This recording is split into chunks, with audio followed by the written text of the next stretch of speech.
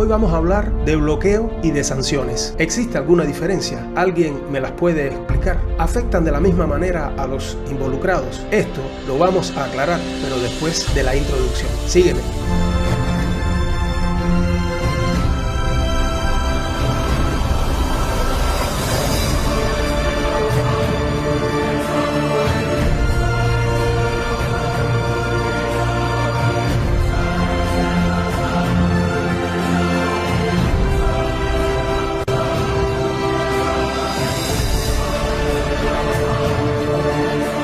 Bonjour a tout le monde. Bienvenidos como siempre a mi modesto canal del Lobo Un Pelo. Hoy hablaremos de bloqueo y de sanciones. ¿Alguien me puede explicar las diferencias? ¿Es o no lo mismo, pero afectan a los involucrados de la misma manera? Yo no lo creo. Nunca podré entender cómo es posible que los Estados Unidos de América le impongan a Cuba un bloqueo durísimo, y así lo define la cúpula castro-canelista desde hace más de 60 años, pero lo mismo, inclusive mucho más severo, se lo imponen a Rusia, y a esto le llaman sanciones. En mi opinión son la misma cosa, solo que en Cuba no existe realmente un bloqueo, mientras sí existe en Rusia, o sea, la misma cosa, pero en diferentes contextos. Como cuando decimos es el mismo perro, pero con diferente collar. No creo que en Cuba exista un bloqueo real, sino más bien virtual. Mientras que los 12 o más paquetes de sanciones económicas, políticas y culturales que los mismos Estados Unidos y la Unión Europea les han impuesto a Rusia a partir del 2022 sí son reales y bien severas, pero también en este caso con enormes y claras excepciones. Como ya dije en uno de mis videos anteriores que les dejo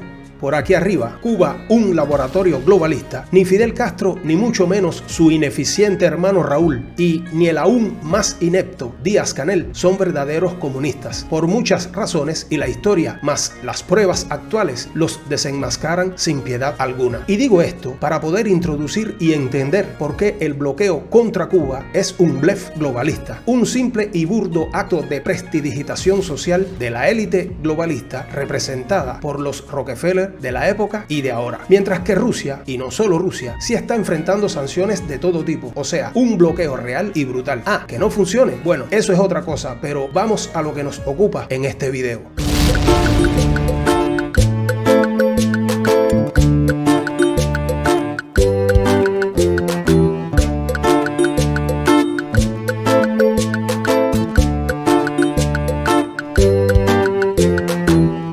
Siguiendo el curso de los acontecimientos y de la historia que no miente nunca, porque son los hombres los que la tergiversan a su favor y conveniencia, a partir de 1961, después del ataque de Playa Girón por parte de mercenarios norteamericanos, y no solo en la bahía de Cochino, y después que en 1961 también se produjeran los ataques aéreos por parte de aviones norteamericanos B-26 con falsa bandera a los aeropuertos de Santiago de Cuba, de San Antonio de los Baños y de Ciudad Libertad, las condiciones estaban dadas para que Fidel Castro pronunciara su famoso discurso en la esquina de 12 y 23 en el Vedado, en el cual proclamó el carácter socialista de la revolución cubana. Esto quiere decir que los objetivos primarios de la revolución no eran ni el socialismo y mucho menos el comunismo. Después, en octubre de 1962, sucedió la famosa crisis de octubre, la de los misiles rusos en Cuba, y lo demás es historia. Según nos cuentan, porque yo soy del 63, el gobierno de John F. Kennedy nos impuso un bloqueo o embargo económico como represalia por habernos asociados a los soviéticos en su plan de instalar misiles intercontinentales cruceros en sus narices prácticamente, y para evitar que los rusos lograran sus objetivos. Vaya, para castigar a los indios o indigentes insurreccionales cubanos, porque nadie se puede oponer al imperio. Al final, el verdadero objetivo de los soviéticos salió a flote y era el de obligar a los norteamericanos a retirar los misiles que habían instalado en la frontera de Turquía con Rusia y que apuntaban directamente contra Rusia, y a Fidel, por supuesto, lo cogieron para el trajín, vaya, como el bobo Carocha, y el pobre hombre ni la vio pasar. Todo esto es historia. Ahora, de aquí nace el tan famoso, odiado bloqueo o embargo económico y político contra la isla. Pero, hablando conmigo mismo, ¿cómo es posible que exista un bloqueo o embargo económico si la cúpula castro-canelista tiene de todo y demás? ¿No será que para poder tener al pueblo tranquilo, vaya, como verdaderos esclavos concientizados, se le debía esconder todo para mantenerlo en esa situación de sumisión absoluta? Claro, siempre atacando verbal y rigurosamente a los odiados aliados yanquis, como solo Fidel Castro sabía hacer en sus discursos de horas y en total acuerdo oculto, por obvias razones, con los dueños globalistas gringo-sionistas de los gobiernos Made in USA de turno, porque pasaron muchos. Pero la situación del pueblo empeoraba día tras día, año tras año, y después de la muerte de Fidel, el contratista, quien firmara los acuerdos por aquellas armas y dinero en Yucatán en 1956-57, la cosa se puso gris o de gris para negro oscuro. Muerto Fidel Castro,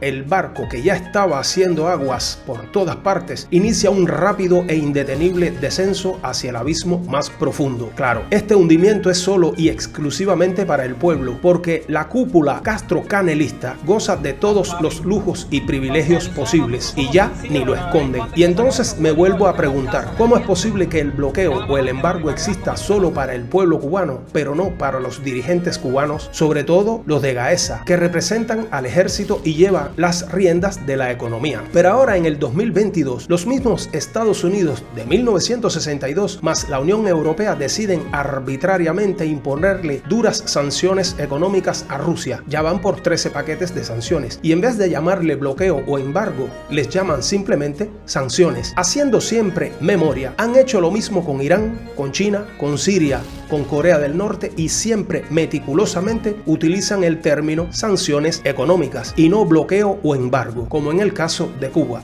Pudiera buscar 100 respuestas a esta pregunta, pero es inútil perder tiempo. La razón y la respuesta es la prueba de que Cuba siempre fue un laboratorio globalista. Y para quien no tenga claro qué cosa es un laboratorio, el diccionario de la RAE nos dice que es un lugar dotado de medios necesarios para realizar investigaciones, experimentos y trabajos de carácter científico o técnico, o una realidad en la cual se experimenta o se elabora algo. Yo sostengo y sostendré que Cuba es un laboratorio globalista social, cosa que nunca pudieron hacer con los demás países que además son potencias mundiales económicas y militares, excepto el caso de Siria y de Corea del Norte. Esto demuestra varios aspectos y pone bien al descubierto la hipocresía del gobierno cubano, antes con Fidel Castro y actualmente con Castro-Canel. Pero lo primero que nos enseña es que el pueblo cubano hizo muy mal en confiar plenamente en un tipo de labia fácil y de buena cuna con buenos gustos. Ellos, los de la cúpula, no cesarán nunca de oprimir y esclavizar al pueblo, porque el objetivo es mantenerlo con la cabeza baja y experimentar, acordado con sus amos globalistas, hasta dónde un ser humano puede soportar tales injusticias y agravios. Y no es una casualidad que el primer presidente norteamericano que fue a visitar oficialmente a Cuba y por 2 veces fuera un demócrata progre globalista, que incluso hasta llegó a participar en el programa cubano de televisión más famoso del momento, Vivir del Cuento, y hasta se sentó a jugar dominó y todo con Pánfilo Chequera y Facundo. Vaya, como para demostrarle al pueblo súbdito y al mundo entero cuán buena gente era, exactamente como el cuento de que los Castros y el gobierno son comunistas. Las ideologías son como una especie de cáncer, porque lo primero que hacen es enfermar al individuo dejándolo completamente ciego. Las ideologías son como los camaleones que cambian de piel y de color, se mimetizan ante el peligro para después reaparecer con fuerzas y atacar a su presa sin ningún tipo de remordimiento. Ojo con las ideologías. Esto es Del Lobo un pelo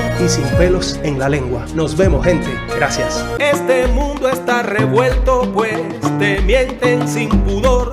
Gobernantes, periodistas, las Big Pharma sin control.